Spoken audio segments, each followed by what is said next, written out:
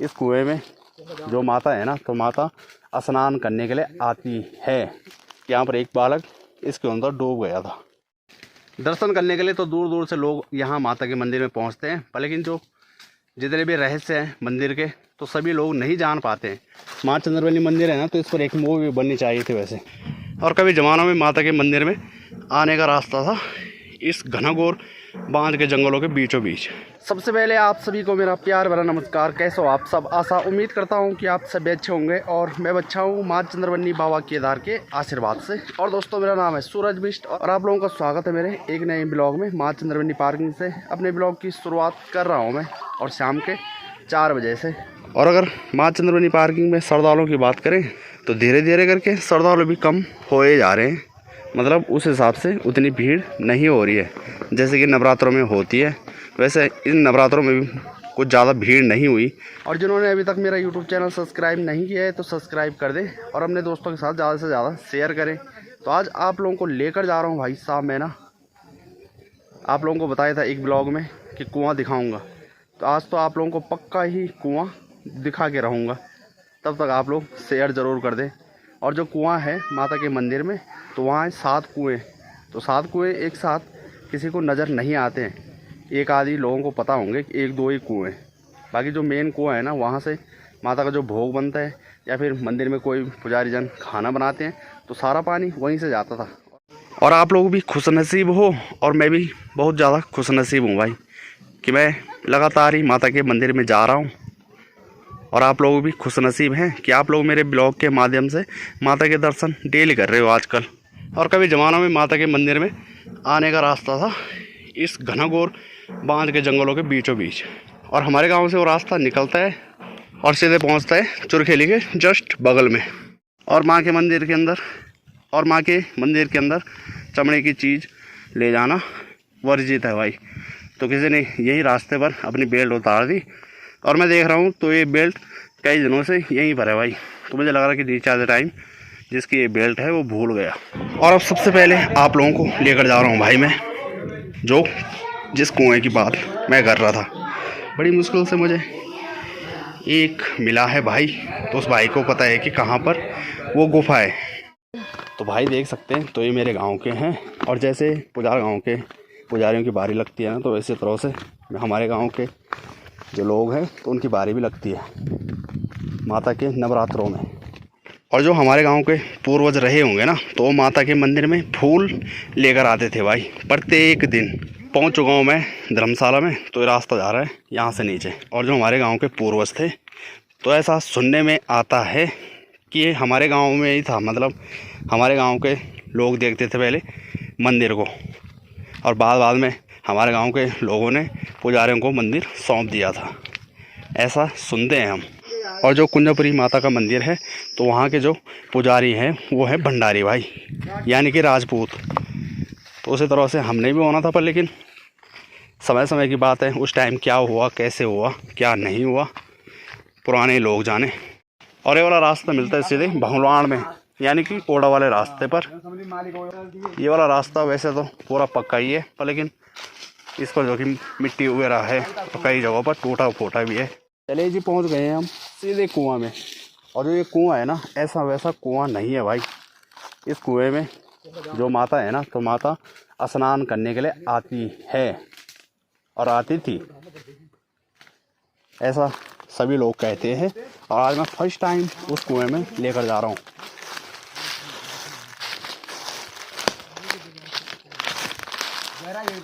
Like subscribe share तो कर दो कम से कम इस वीडियो को।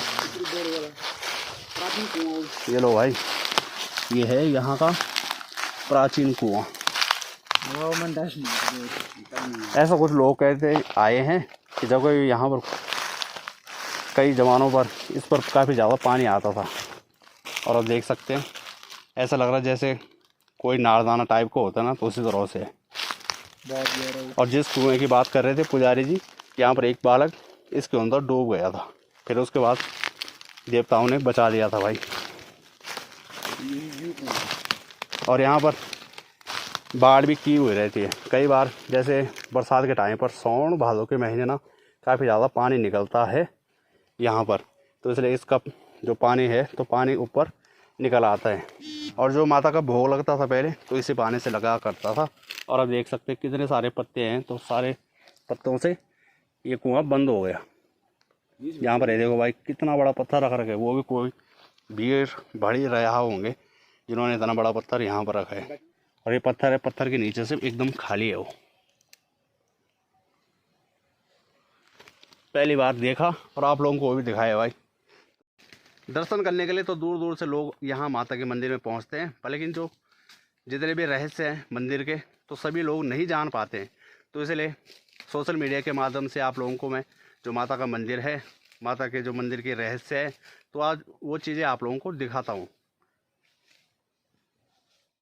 और जो अगर आप लोगों में से यहाँ आने का कोई प्रयास करेगा ना तो यहाँ नहीं पहुँच पाएगा भाई, भटक भी जाओगे। यहाँ के लिए चाहिए गाइडिंग सबसे मेन।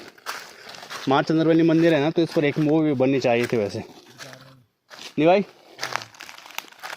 माता की एक फुल मूवी।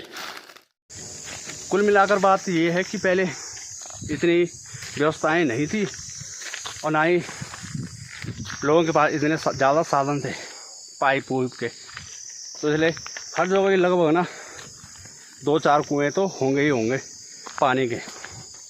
और जैसे कई जगह जैसे हमारा गांव है तो गांव में धारा है। और जो भी आप लोगों को कुएं दिखाए ना तो भाई साहब पूरे यहाँ 7 कुएं हैं। तो 7 कुएं में से एक कुआं मिला हमें, क्योंकि जो 7 कुएं हैं ना तो अगर कोई उनकी नोट करते हुए जाएगा ना बिल्कुल भी उन्हें वो कुएं नहीं दिखाई देंगे। और मंदिर की एक और ख़ास बात बताता हूँ भाई मैं आप लोगों को। जो माता का मंदिर है ना तो माता के अगवानी वीर होते हैं सदानंद भैरव जी।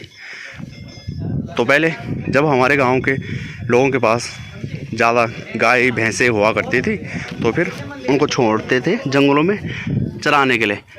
कई बार ऐसा होता था जो गाय बैलें हुआ करते थे तो भाई रास्ता भटक जाते थे, या फिर कई बार ऐसा होता ना कि जंगलों से वापस ही नहीं आते तो लोग ढूंढते रहते थे। और तब भैरवनाथ यहाँ से आवाज़ लगाते थे भाई लोगों को कि तुम्हारे गाय भैंसें हैं तो इस साइड है, वहाँ चले जाओ। ऐसे पर्चाधारी भैरवनाथ है। और इस बार के जो नवरात्रे हुए तो आप लोग झंडों से अंदाज़ा लगा सकते हैं कि इस बार उस हिसाब से लोगों की यात्रा नहीं आई, यानी कि हरियाली नहीं पड़ी। और इस बार भीड़ कम होने का कारण एक ये भी हो सकता है क्योंकि जैसे लोग सोचते हैं ना तो चैत और असुद महीने के नवरात्रे हैं तो इन दिनों काफ़ी ज़्यादा भीड़ लगी हुई रहती है। और हर महीने ही जो कि माँ के नवरात्रे होते हैं तो लोगों को जब कभी भी कुछ टाइम मिलता है तो उस टाइम भी हरियाली डालते हैं। क्या घुमा रहे तुम्हें गधे की तरह? गधा नहीं बोला, वैसा वाला गधा नहीं है। और आज का मौसम है ना जो तो काफ़ी ठीक है भाई और दिनों से। तो ये गुरु माणिकनाथ जी का मंदिर है जहाँ आप लोगों को लेकर गया हूँ। यहाँ से जो अगर सीधा नापा जाए ना तो फिर भाई मुश्किल से 500-700 मीटर पर होगा मंदिर। और उसके पीछे देखो हिमालय पर्वत की चोटियाँ। यहाँ से 3-4 मंदिर दिखाई देते हैं। ये है खेंट पर्वत, जैसे गुरु माणिकनाथ जी हो गए और खेंट पर्वत हो गया, माँ सुरगुंडा देवी मंदिर हो गया, और साथ ही साथ जो घंटाकरण देवता मंदिर है तो वो भी दिखता है।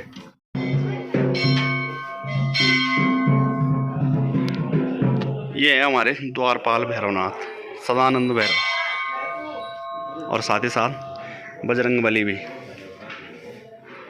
जय जय बजरंग बली तोड़ दे दुश्मन की नली, जय श्री राम।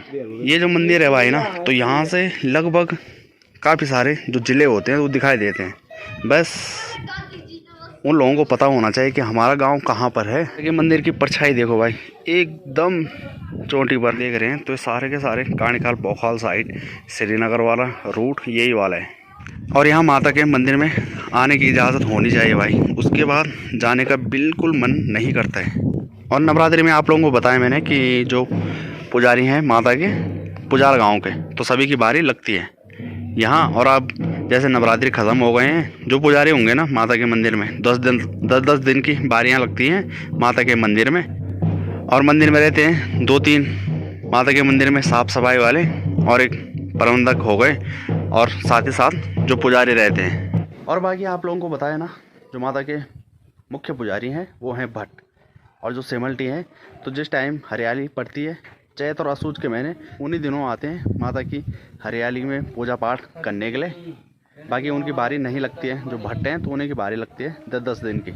बाकी ये छोटा भाई भानु प्रताप है, हमारे गांव वालों की विदाई की आज एक दिन लेट हो रही है भाई साहब। आज झोला भर के जाएंगे। हाँ, 2-4 मुझे भी दे दियो, ठीक है ना, मुझे भी दे दियो तो दोनों में ऐसा। हाँ। तो चलिए जी, सूर्यास्त होने वाले हैं और आप लोगों को ये ब्लॉग कैसा लगा तो कमेंट करना ना भूलें। और आप लोग कहीं से भी मेरा ये ब्लॉग देख रहे हैं तो आप लोग माँ के मंदिर में ज़रूर आएँ भाई, आपकी हर मनोकामना पूर्ण होगी जो अगर आप लोग सच्चे मन से आओगे। तो ये ब्लॉग यहीं पर एंड करते हैं। जय हो, जय देवभूमि, जय उत्तराखंड, जय माँ चंद्रवदनी, जय बाबा केदार।